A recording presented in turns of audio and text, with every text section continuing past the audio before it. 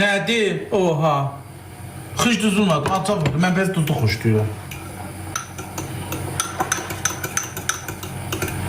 Всё. Gətirim. Pişireyim dövradan yiyeyim. Gözəl çıxıb, gözəl çıxıb.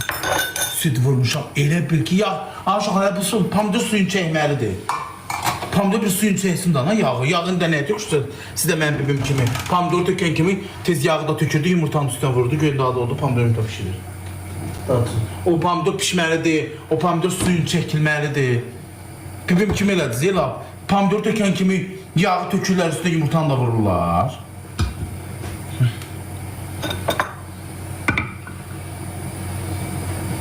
Onda pişir, açıqdır qapağı. Onda qəşəng pişir. Pomidor pişməlidir.